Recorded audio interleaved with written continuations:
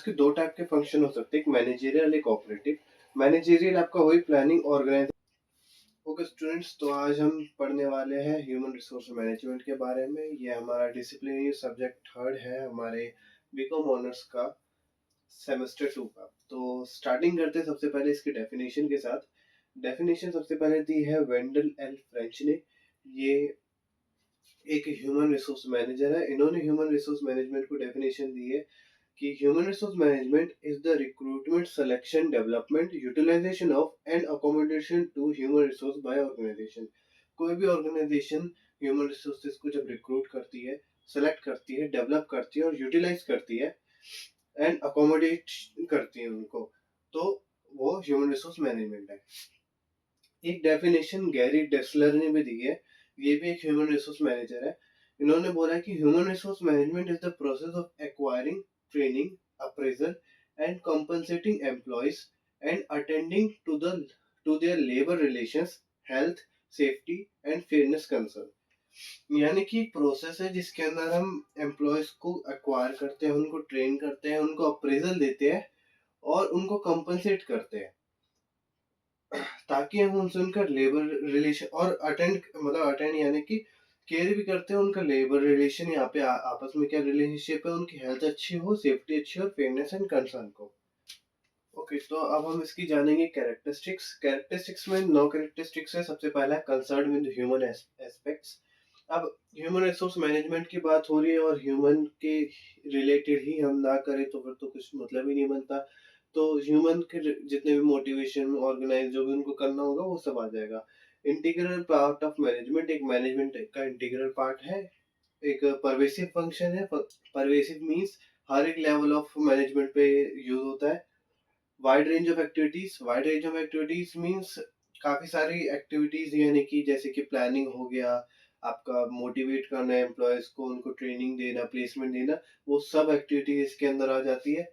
Development of human resource, एक human resource है उसकी डेवलपमेंट होता है, कैरियर डेवलपमेंट, ट्रेनिंग जब हम उनको देंगे तो कैरियर डेवलपमेंट होगा। मोटिवेशन ऑफ ह्यूमन रिसोर्स, हम उनको कंपनसेट करेंगे तो उनमें मोटिवेशन तो आ ही जाएगा। एक कंटिन्यूअस फंक्शन है कि ये लगातार इस्तेमाल ही होता है, हम इसको रोक नहीं सकते। अब जैसे कि आपने कंपनी खोल रखी है, कई सारे लोग आप ज्वाइन करेंगे, कई सारे छोड़ेंगे, उन उन लोगों ने जो छोड़ दिया उनकी जगह फिलअप करने के लिए आपको और लोग चाहिए होंगे, तो इसलिए कंटिन्यूअस फंक्शन है, आप करते रहते हैं उसको। सर्विस और स्टाफ फंक्शन। सर्विस और स्टाफ फंक्शन मतलब लोगों को, जो सर्विस और स्टाफ जो आपकी कंपनी में होती है उनके लिए function. Multi disciplinary. Multi disciplinary का मतलब ये इसके अंदर कई सारी चीजें आ जाएगी, जैसे कि आपका सोशियोलॉजी, साइकोलॉजी, इकोनॉमिक्स, सब इसी के अंदर आ जाएगा। मल्टी डिसिप्लिनरी आपका ह्यूमन है, ये ह्यूमन रिसोर्स मैनेजमेंट। ओके, तो अब हम आ जाते हैं ह्यूमन रिसोर्स मैनेजमेंट के ऑब्जेक्टिव्स पे। ऑब्जेक्टिव्स क्या क्या हो सकते हैं इसके? सबसे पहले अचीविंग गोल्स, जो भी गोल्स है कंपनी के उनको वो अचीव करेंगे। दूसरा, एम्प्लॉय को मोटिवेट करना, एक एम्प्लॉय को मोटिवेट रखना ताकि वो अच्छे से काम करे। Designing compensation. डिजाइनिंग कंपेंसेशन यानी कि आप एक एम्प्लॉय को ढंग का सैलरी दे दो जिससे वो सेटिस्फाइड रहे अपने जॉब को लेकर, कि आप ज्यादा काम नहीं करा रहे लेकिन रीजनेबल सैलरी दे रहे हो, मतलब जितना उसका काम हो उतना सैलरी दे रहे हो। एम्प्लॉय सेफ्टी एंड वेलफेयर, एक एम्प्लॉय की सेफ्टी भी रहे और उसका वेलफेयर भी हो जाए। क्लीन एंड स्मूथ कम्युनिकेशन, जो कम्युनिकेशन हो रही है एम्प्लॉयर, एम्प्लॉय या फिर कई सारे वर्कर्स के बीच में, तो वो क्लीन रहे और स्मूथ रहे, कोई कॉन्फ्लिक्ट ना हो। Attract and retain talent. अब ह्यूमन रिसोर्स मैनेजमेंट जब रिक्रूट करेगी, कई सारे टैलेंट मिलेंगे उनको, कई सारे पुराने टैलेंट होंगे, तो वो चाहती है कि उन्हीं की कंपनी में रहे वो टैलेंट, ताकि उनकी प्रोडक्टिविटी एनहांस हो। तो इसलिए अट्रैक्ट एंड रिटेन टैलेंट। और लास्ट है gaining competitive advantage. First mover advantage कह लो, कॉम्पिटिटिव एडवांटेज कह लो, अपने सभी जो कंपटीशन है उसमें आगे रहे, थोड़ा वन स्टेप अहेड रहे सबसे। ओके, तो अब हम आते हैं ह्यूमन रिसोर्स मैनेजमेंट के फंक्शंस पे। तो इसके 2 टाइप के फंक्शन हो सकते हैं, एक मैनेजरियल, एक ऑपरेटिव। मैनेजरियल आपका वही प्लानिंग, ऑर्गेनाइजिंग, डायरेक्टिंग, कंट्रोलिंग, बस स्टाफिंग नहीं आएगा क्योंकि स्टाफिंग एक ऑपरेटिव फंक्शन हो गया इसका। तो ऑपरेटिव को ही आप स्टाफिंग भी कह सकते, मतलब स्टाफिंग का जो भी होता है वो सब ऑपरेटिव में आता है। तो ऑपरेटिव फंक्शन के अंदर आपका आ गया प्रोक्योरमेंट। प्रोक्योरमेंट यानी कि जैसे आप ग्रैब करते हो एम्प्लॉयज को, आपका recruitment, selection, training, development, orientation वगैरह सब इसके अंदर आ जाएगा। Next is development. डेवलपमेंट एक, आप अपने एम्प्लॉय को कैसे डेवलप करते हो, उसकी स्किल पे कैसे काम करते हो, कैसे-कैसे आप उसको ट्रेनिंग देते हो, वो सब आपका डेवलपमेंट में आ गया। मोटिवेशन, आप उसको कैसे मोटिवेट करते हो, मोटिवेट इन द सेंस आप उसको मॉनेटरी टर्म्स में मोटिवेट कर रहे हो, नॉन मॉनेटरी टर्म्स में मोटिवेट कर रहे हो, तो वो सब। मेंटेनेंस, उसको कैसे आप अपनी ऑर्गेनाइजेशन में रखो, उसको मेंटेन करो, उसकी सेफ्टी वगैरह सब आना चाहिए। इंटीग्रेशन यानी कि उसको मिल-जुला कर कंपनी का एक पार्ट बना लो, ये सब। तो अब बात कर लेते हैं एक एचआर मैनेजर के रोल्स के बारे में। HR manager means human resource manager के रोल्स के बारे में। तो सबसे पहला उसका रोल आता है एक पॉलिसी फॉर्मुलेटर का।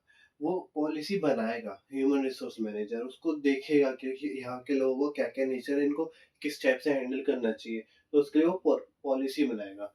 अब पॉलिसी बनाई, अब वो पॉलिसी को एडवाइजरी रोल यानी कि जो लोअर लाइन मैनेजर्स होते हैं उनको काफी दिक्कतें आती है, तो पॉलिसी को देखकर उनको एडवाइस करेगा कि आप यहाँ पर, मतलब अपने वर्कर्स को कंट्रोल करने के लिए यहाँ पर ये वाली चीज यूज कर सकते हो। एक लिंकिंग पिन रहता है, जब पूरे ऑर्गेनाइजेशन में एचआर मैनेजर, मतलब top level manager, lower level manager, workers को एक लिंक बना के रखता है, ताकि जो इंफॉर्मेशन जो है डायरेक्टली मैनेजर्स तक पहुंचे। रिप्रेजेंटेटिव, एक एचआर मैनेजर, अच्छा एचआर मैनेजर एक रिप्रेजेंटेटिव बनता है कि हाँ ये एचआर मैनेजर है, ये अपना रिप्रेजेंट करेगा कि इन लोगों को इसने रिक्रूट करा है। अब जब रिप्रेजेंट कर रहा है तो लीडरशिप क्वालिटी तो होनी चाहिए उसके अंदर, कि देखो इस बंदे ने करा, अब उसके अंदर लीडरशिप क्वालिटी आएगी, तभी तो वो अच्छे लोगों को रिक्रूट कर पाएगा। मीडिएटर रोल, मीडिएटर का मतलब होता है जो कॉन्फ्लिक्ट सुलझाता है। जैसे कि अगर सुपीरियर और सबॉर्डिनेट में कॉन्फ्लिक्ट हो गया, तो उनके बीच में पीस और हार्मोनी एस्टेब्लिश करने के लिए एचआर मैनेजर आएगा। वेलफेयर, वेलफेयर तो आपको मालूम ही है, एम्प्लॉयज का जो भी अच्छा बुरा जो भी होएगा वो ये देखेगा, उनके जितना फायदा करवा सकता है ये करवाएगा अपने हिसाब से। ओके, तो अब हम जानते हैं competencies of a HR manager.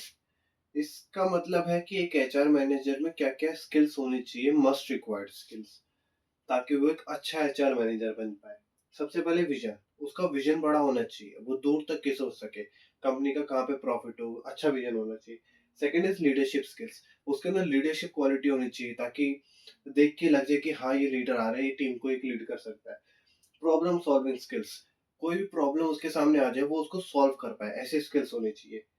Organisation skills, वो हर चीज को आसानी से ऑर्गेनाइज कर पाए, वो वाली स्किल्स होनी चाहिए। रिलेशंस मैनेजमेंट, वो इतना स्ट्रांग होना चाहिए उसके रिलेशंस, उसके फैक्ट्स एंड फोर्सेस, कि वो एक अच्छा रिलेशनशिप बना पाए सबके साथ, जितने भी ऑर्गेनाइजेशन में काम कर रहे हैं।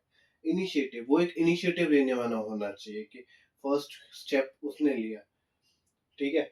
कम्युनिकेशन स्किल्स, उसके अंदर एक गुड कम्युनिकेशन स्किल्स होने चाहिए, जिससे वो किसी को भी अपने वर्ड्स से मोटिवेट कर सके, या उसको अपने वर्ड्स से अपनी तरफ अट्रैक्ट कर सके, उसको मतलब अपना स्किल्स दिखा सके, उसके अंदर एक एहसास पैदा कर सके कि हाँ मैं लीडर हूँ अपने वर्ड से, ठीक है। इंटीग्रिटी, इंटीग्रिटी यानी कि सामने वाला इन द सेंस जो सुपीरियर है उसका वो, और सबॉर्डिनेट का कॉन्फिडेंस अपने ऊपर कर ले, कि सामने वाले को पूरा, यानी कि जो सुपीरियर सबॉर्डिनेट है उनका पूरा कॉन्फिडेंस आ जाए कि हाँ भाई ये बंदा कर लेगा। इमोशनल स्टेबिलिटी, ये इमोशनली स्टेबल हो जाए, चाहे कितनी ही खराब से खराब सिचुएशन आए, ये ऐसा बंदा होना चाहिए कि हाँ मैं मैनेज कर लूंगा, चाहे उसके साथ कितना ही खराब सिचुएशन, कंपनी लॉस में जा रही हो, लेकिन हाँ इसके आइडियाज वर्क करेंगे तो कंपनी प्रॉफिट में आ जाएगी। इतना इमोशनल स्टेबल हो जाए, पैनिक ना हो आसानी से, basically. Strategy formulation, strategy formulate कर पाए। स्ट्रेटेजी फॉर्मुलेट मीन्स कोई भी नया कोई स्ट्रेटेजी बनानी हो, जैसे कि कुछ प्रॉफिट लेने के लिए स्ट्रेटेजी, एक्स्ट्रा इनकम कमाने के लिए स्ट्रेटेजी कंपनी में, तो वो स्ट्रेटेजी फॉर्मुलेट करनी आनी चाहिए इसको। ओके, तो अब इस चैप्टर का एक लास्ट टॉपिक है emerging challenges of human resource management. इसको करने का chapter complete. Work space diversity, यानी कि एक एचआरएम ह्यूमन रिसोर्स मैनेजमेंट के सामने क्या क्या चैलेंजेस आते हैं। सबसे पहला work place diversity. Work place diversity means आजकल हेट्रोजीनियस लोग आ रहे हैं, कि किसका नेचर कैसा है हमें पता नहीं। जैसे साउथ इंडियन भी आ जाते हैं हमारे पास, नॉर्थ इंडियन तो है ही हम लोग, वैसे है तो पूरा इंडिया ही, लेकिन वहाँ के कल्चर, रिलीजन और लोगों में लैंग्वेज का डिफरेंस आ जाता है, तो उसका डाइवर्सिटी बहुत रहता है, वो एक चैलेंज होता है। एम्प्लॉय एम्पावरमेंट, जो आजकल यंग यूथ आ रहा है, वो मिडल लेवल और लो लेवल्स पे मैनेजर्स बन रहे हैं, उनको एम्पावरमेंट ज़्यादा मिल रही है एम्प्लॉयज़ को, तो वो भी एक प्रॉब्लम है ह्यूमन रिसोर्स मैनेजर्स के लिए, जिस मैनेजमेंट के लिए या मैनेजर्स कह लो उनके लिए, कि वो कंट्रोल नहीं कर पा रहे। Downsizing and voluntary retirement schemes, downsizing यानी कि रिस्ट्रक्चर हो रहा है पूरा ऑर्गेनाइजेशन का जो स्ट्रक्चर है वो दोबारा रिस्ट्रक्चर हो रहा है, ठीक है, जिससे उसका साइज छोटा हो रहा है, तो ह्यूमन रिसोर्स मैनेजमेंट को वहाँ पे दिक्कत आ रही है कि पूरा रिस्ट्रक्चर हो रहा है, अब हमें अपनी पॉलिसीज भी रिस्ट्रक्चर करनी पड़ेगी। वॉलंटरी रिटायरमेंट स्कीम्स का मतलब होता है एक एम्प्लॉय की सेपरेशन जब होती है, यानी कि एक एम्प्लॉय और जब सेपरेट होता है कंपनी से बाय म्यूचुअल एग्रीमेंट, आप मतलब आपस में बातचीत करके ऑर्गेनाइजेशन से, तो उसको वॉलंटरी रिटायरमेंट स्कीम्स कहते हैं। वर्क लाइफ बैलेंस, एक हस्बैंड और वाइफ अगर दोनों ही जॉब कर रहे हैं और दोनों की लाइफ बहुत स्ट्रेसफुल है, तो वो एक वर्क लाइफ में इम्बैलेंस बना देता है कि जॉब तो आप कर रहे हो स्ट्रेसफुली और घर आओ दोनों थके हो, उसमें कोई कॉन्फ्लिक्ट हो जाए तो और स्ट्रेस, ठीक है। Acquisition and retention of talent, ये एक ऑब्जेक्टिव भी है बट यहाँ पे एक चैलेंज भी है, क्योंकि आप एक्वायर कैसे करोगे, सिर्फ आप ही तो नहीं हो, कई सारी कंपनीज है जो कि लगी हुई है हमें नया टैलेंट चाहिए, तो एक्वायर करना पड़ेगा, फिर आपको रिटेन भी करना पड़ेगा, वो भी एक प्रॉब्लम है कि आप रिटेन करोगे कैसे, ऐसा क्या स्पेशल कर रहे हो जो दूसरी कंपनी नहीं कर रही। सिक्स्थ इज ग्लोबल वर्कफोर्स, क्योंकि WTO वर्ल्ड ट्रेड ऑर्गेनाइजेशन ने काफी सारे ट्रेड बैरियर्स को हटा दिया है, अब इंडिया भी उसका मेंबर है, तो वर्क ग्लोबल लोग यानी कि MNCs, फॉरेनर्स लोग, उनकी टेक्नोलॉजीज इंडिया में आ रही है, तो वो ग्लोबल वर्कफोर्स भी इनको इफेक्ट करता है काफी ज्यादा। प्रोडक्टिविटी एंड क्वालिटी, कभी कभार आप ढंग से नहीं कर पा रहे मैनेजमेंट, तो प्रोडक्टिविटी क्वालिटी जो एम्प्लॉय प्रोड्यूस करता है वो उसके भी घटती है।